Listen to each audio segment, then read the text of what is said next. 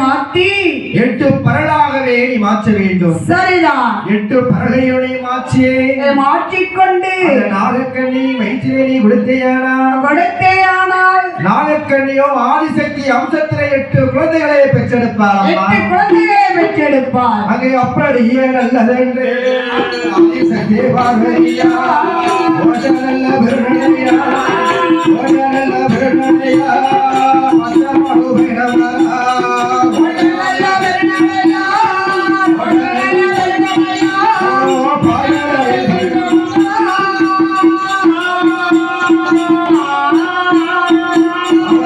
கலசத்தையே அம்மையான பார்வதியா தன்னுடைய சொர்பத்திலே நல்ல சொர்பமாக